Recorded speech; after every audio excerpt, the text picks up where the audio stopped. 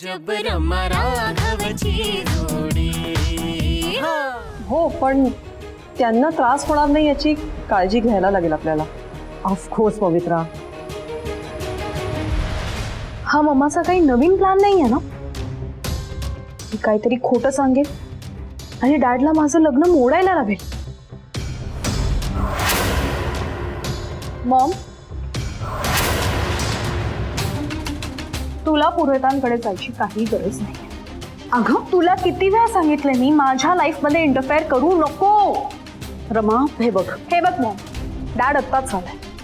त्यात त्याला already workload आहे. ऑफिसला जाता येणार नाही ह्याचं टेन्शन आहे. मला त्याचं टेन्शन अजून वाढवायचं नाही. माझ्यासाठी डॅडने रिकवर होणं जास्त इम्पॉर्टंट आहे, माझ्या लग्नापेक्षाही जास्त इम्पॉर्टंट.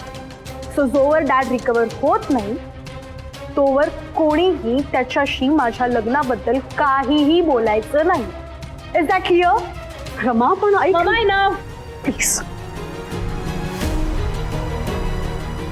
गॉड, कसं समजावू मी हिला? मग काळजी वाटते मला हिच्या लग्नाची.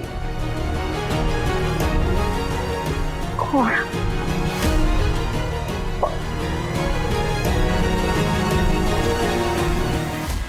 मला हेच तर हवंय. याला श्रुती, आपण एक काम करूया. आपण सगळे बटाटे असे चिरून काढूया आणि जो बटाटा स्वीट असेल तो घेऊया.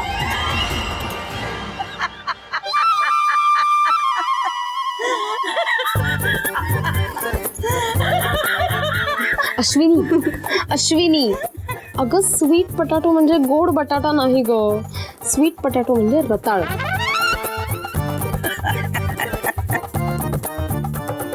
हो का? असं दे ना. तसंही घरात रताळीच नाहीये. तू आहेस की. आजी, ते जाऊ दे, आपण दुसरं काहीतरी करूया. हा, हे बघ. हा कसं आहे? हा, ही मस्त आहे. हो ना, एकदम एस्कलेंट दिसतंय. अश्विनी, एक्सलंट म्हणायचं आहे का तुला? मस्त दिसतंय असं म्हणतेस ना? तेच आहे ग.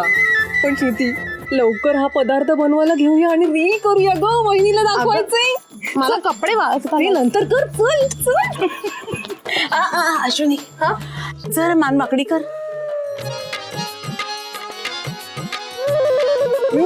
उलट्या बाजूला, उलट्या बाजूला.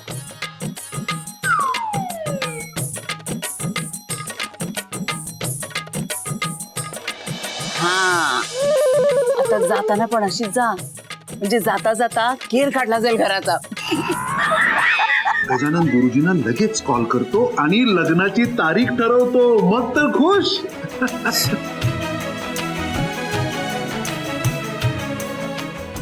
लोटा,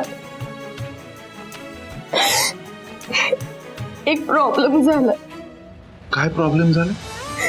डॅड, अंकल गुरुजींनी आधी लग्नासाठी परमिशन दिली होती. मग नंतर त्यांनी नाही म्हणून सांगितलं.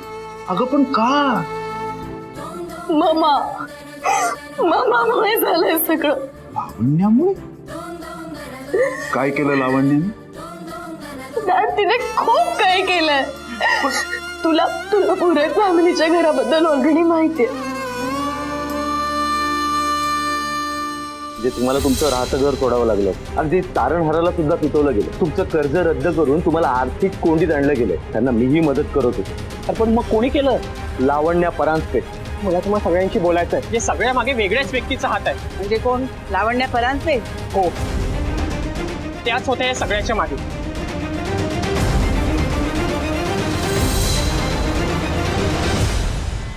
बाई, इतक्या खालच्या पातळीवर जाऊ शकते? लावण्या, लावण्या, डॅड, काय झालं? लावण्या, तू रमाचं लग्न मोडण्यासाठी? डॅडने अंकल गुरुजींना कॉल केला होता, पण त्यांनी तो उचलला नाही. कसं शक्य आहे? आबाद तर आज घरी आहे, फोन का नाही उचलला त्यांनी? काम करा, आईला फोन करून बघूया आपण.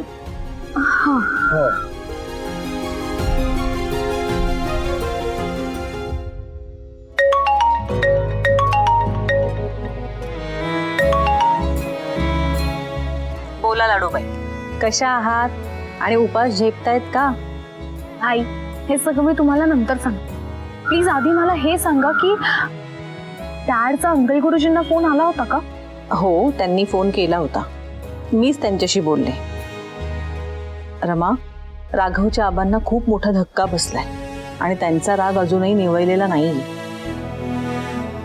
गिरीशरावांनी फोन केला होता तेव्हा ते इथेच होते, पण त्यांनी फोन घेतला नाही, सरळ माझ्याकडे दिला.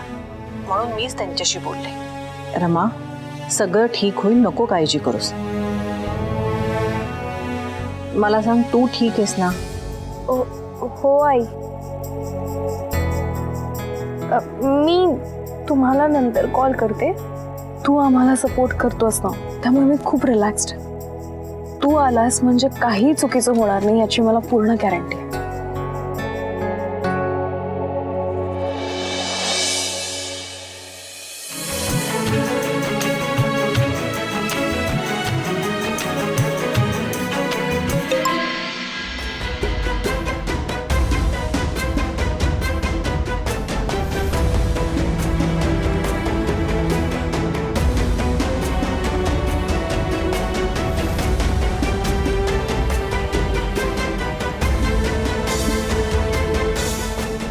श्रुती बाळा, माझी बाहेर जायची पिशवी घेऊन ये.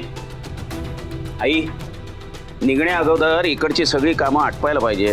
अरे, एवढ्या उन्हाचा कुठे निघालास? परिषदेचे काही दिवस दगदगच असेल. आत्ता जास्त धावपळ करू नकोस.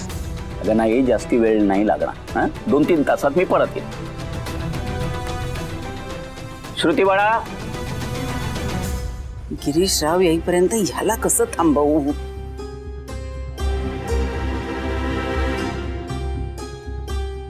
राघवा, मी तुमची शपथ घेऊन सांगतो, मला यातलं काहीही माहित नव्हतं.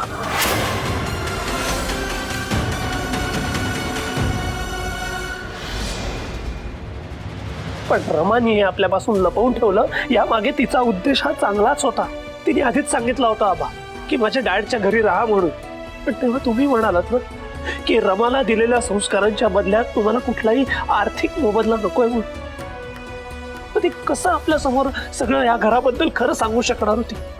लपवणारच ना ती आबा. तिने हा सगळा प्रयत्न केला कारण तिला तुमच्या तत्वांना ठेच लागू द्यायची नव्हती आबा. म्हणून तिने एक मध्यस्थ शोधला आणि आपल्याला हे घर मिळवून दिलं. बस राघवा. अरे गजानना, राघवचं बोलणं तरी ऐकून घे सगळं. काय ऐकायचंय ग आई? काय ऐकायचं? त्या गिरीश परांजपेंनी आणि त्यांच्या मुलीने आपल्या घराला कमी लेखण्याची एकही संधी सोडली नाही, हे ऐकायचंय का? ते काही नाही, मला आता एक क्षणही त्यांच्या उपकारात राहायचं नाही. आबा, असं बोलून कसं चालेल? आपल्या राहत्या घराचा प्रश्न आहे ना. पूजा, आपण हे घर सोडायचं म्हणजे सोडायचं. अहो, नवीन घराच्या शोधाला लागा. हे इतकं सोपं आहे का हो बाबा? अशक्य नाही.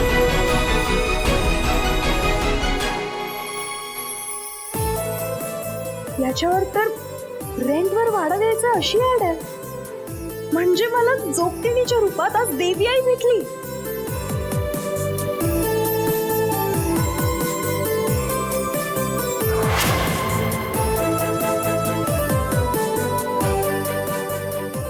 रमा, अगं काय झालं? बोल ना.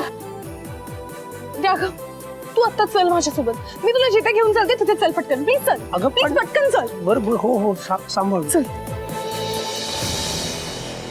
Hello Parma agent. हा, Parma agent speak. You Parma agent speak. I Ashwini speak. You tell me in how many days you give rent house. I don't give small flat. I want big home. There are many people in the home. So give me big house. आणि कसं आहे ना, आमचं लग्न झाल्यानंतर separate bedroom नीडच ना. So नाव absolutely. मी लावण्य परांजपे बोलते. So तुला मला तुझी नीड सांगण्याची गरजच नाहीये. I know everything.